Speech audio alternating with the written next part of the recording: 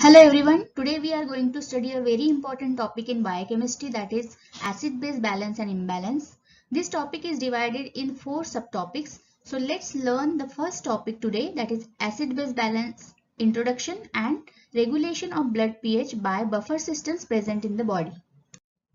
Specific learning objectives are: at the end of this session, students should be able to define the terms acid, base, buffer, pH, pKa, describe various sources of hydrogen ions in the body, and describe the regulation of blood pH by buffer systems present in the body: bicarbonate buffer, phosphate buffer, and protein buffer. Let's begin with the basic terms acids and bases. Acids are proton donors and bases are proton acceptors. The example of acids are, for example, Ha is an acid which dissociates completely in a solution to form hydrogen ions and anions. Strong acids are those which ionize completely, for example, hydrochloric acid. And weak acids are those which ionize incompletely, for example, carbonic acid.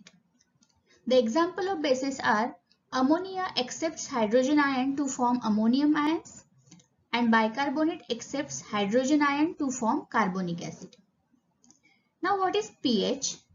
pH is a negative logarithm of hydrogen ion concentration and it ranges from 7.35 to 7.45, and the pH which is compatible for life ranges from 6.8 to 7.8.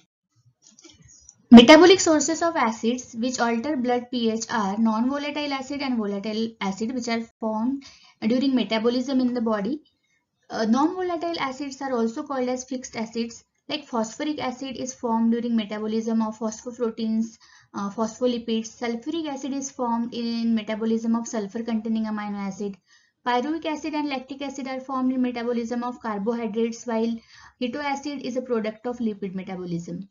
The volatile acid is a carbonic acid and it is eliminated through the lungs in the form of carbon dioxide. What is buffer? Buffer is a solution of weak acid and salt of its conjugate base which resists a change in pH when a small amount of acid or base is added to it, and by a buffer action, strong acid or base is replaced by a weaker one. Buffering capacity of a buffer depends on its concentration as well as pKa of a buffer. Now what is pKa? It is a pH at which a buffer exists in equal proportion with its acid and conjugate base. So when base to acid ratio is 1:1 and pH is equal to pKa, it has a maximum buffering capacity. The pKa should be near to 7.4 for maximum buffering capacity. The pKa of bicarbonate buffer is 6.1 while pKa of phosphate buffer is 6.8. Buffers are present in extracellular fluid, in intracellular fluid and in red blood cells. The most important buffer of extracellular fluid is bicarbonate. Along with bicarbonate, phosphate and protein buffer is also present there. In intracellular fluid, phosphate buffer is most important buffer and protein buffer is also there in the intracellular fluid. The important buffer which is present in RBC is hemoglobin buffer. What is the role of buffer system? The free hydrogen ion combine with buffer to form a weak acid, that is H buffer. This H buffer can remain undissociated or dissociates back to buffer plus hydrogen ions. So whenever there is increased hydrogen ions, the reaction is forced to right and hydrogen ion bind to buffer as long as available buffer is present.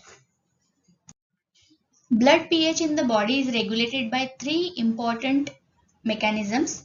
First one is blood buffer. It is first line of defense and it takes only seconds to get activated, but it is a temporary mechanism. Second is respiratory mechanism, second line of defense. It takes minutes to hours to get activated, but it is short-lived. Third is renal mechanism, third line of defense. It takes days to weeks to get activated but provide a permanent solution to the problem of acid-base imbalance. Now let's see how blood pH is regulated by buffer system present in the body.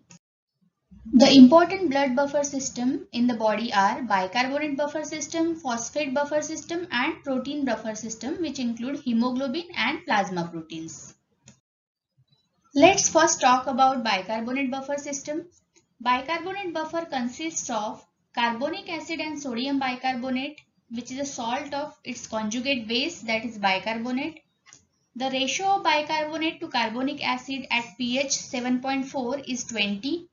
It is the most important extracellular buffer which constitute alkali reserve, and it is required for neutralization of strong and non-volatile acids produced in the body. Before going into details of mechanism of action of bicarbonate buffer, let us first talk about Henderson-Hasselbalch equation. And this equation is very important in understanding various acid-base disorders, and this can be applicable to any buffer system in the body. This equation for bicarbonate buffer states pH is equal to pK plus log of bicarbonate to carbonic acid. And bicarbonate is a base component of this buffer and carbonic acid is an acid component. And the ratio of bicarbonate to carbonic acid is maintained at 20 at physiological pH. The bicarbonate which is present in the numerator represents alkali reserve.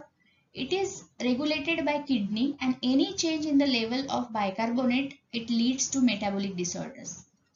The carbonic acid which is present in the denominator, it is actually carbon dioxide dissolved in blood, and it can be measured by multiplying partial pressure of carbon dioxide with 0.03. And this carbonic acid level, it is regulated by lungs, and any change in the carbonic acid level will lead to respiratory disorders. What makes bicarbonate buffer the important extracellular buffer? Its high concentration, and its both the components are regulated by one component, base component is regulated by kidney and the acid component is regulated by lungs. Coming to the mechanism of action of bicarbonate buffer. As we know, it has both acid and base component. So when acid is added to the blood, it is neutralized by base component of the buffer, and when base is added to the blood, it will be neutralized by acid component of the buffer. So now let's see what happens when acid is added to the blood. So if lactic acid is produced during anaerobic glycolysis, it adds hydrogen ions to the blood, and these hydrogen ions are neutralized by bicarbonate component. This bicarbonate combines with hydrogen to form carbonic acid, and which is dissociated into water and carbon dioxide, and carbon dioxide gets eliminated through lungs. Sodium combines with lactate to form sodium lactate. Now what happens when alkali is added, when NaOH is added? So it is dissociated into sodium and hydroxyl ions. So carbonic acid comes into picture, it gets dissociated into bicarbonate and hydrogen ions, and bicarbonate combines with sodium to form sodium bicarbonate, and H ions combines with hydroxyl ions to form water. So this is how when acid is added to the blood, it is neutralized by base component, and when base is added, it is neutralized by acid component of the bicarbonate buffer system. Phosphate buffer system is mostly intracellular buffer. It consists of sodium dihydrogen phosphate and disodium hydrogen phosphate. Here the ratio of base to acid is 4. Mechanism of action of phosphate buffer. The action of phosphate buffer is similar to that of bicarbonate buffer. Addition of hydrochloric acid generates hydrogen ions and chloride ions. So hydrogen ions are neutralized by the base component of phosphate buffer, and sodium combines with chloride to form sodium chloride, and sodium hydrogen phosphate accepts hydrogen ion to form sodium dihydrogen phosphate. And this buffer system is very important in renal tubular lumen, where hydrogen ions are neutralized here, and it is excreted in the urine. And when the alkali is added, so sodium hydroxide dissociated in the hydroxyl ion and sodium ion, and the acid component, that is sodium dihydrogen phosphate, it is dissociated to form hydrogen ion and sodium hydrogen phosphate. So hydroxyl ion combines with hydrogen ions to form water, and sodium combines with sodium hydrogen phosphate to form disodium hydrogen phosphate. And this is how phosphate buffer acts, and this is the most important intracellular buffer, and this phosphate buffer system has a very important role in the tubular lumen. Coming to the protein buffer system, hemoglobin and albumin, that is plasma protein, they are very important protein buffer system, but hemoglobin has more buffering capacity than plasma proteins, and buffering capacity depends on pK of ionizable group of amino acids, and buffering action of hemoglobin is due to imidazole group of histidine. Buffering action of proteins is due to the amino group and carboxyl group present on the protein. In acidic medium, proteins act as a base. So amino group accepts hydrogen ion to form ammonia, and in alkaline medium, proteins act as acid. So the carboxyl group generates hydrogen ion combines with hydroxyl group to form water. So this is how proteins act as a buffer. So let us summarize today's session.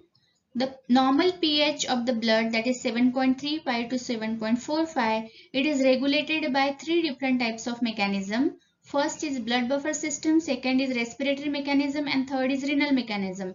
Out of which we have discussed the first mechanism, that is blood buffer system. There are three important blood buffers. First is bicarbonate buffer, second is phosphate buffer, and third is a protein buffer, which consists of hemoglobin and protein. And the role of buffer in regulating blood pH is limited because buffers do not eliminate hydrogen ions from the body or add them to the body. Buffers keep hydrogen ions tied up until balance is re-established. It is a temporary but very swift mechanism which prevent any major changes in blood pH till major players like respiratory and renal mechanism come into action. So our next topic will be that is part 2 of acid-base balance and imbalance, and it will be regulation of blood pH by respiratory and renal mechanism. Thank you.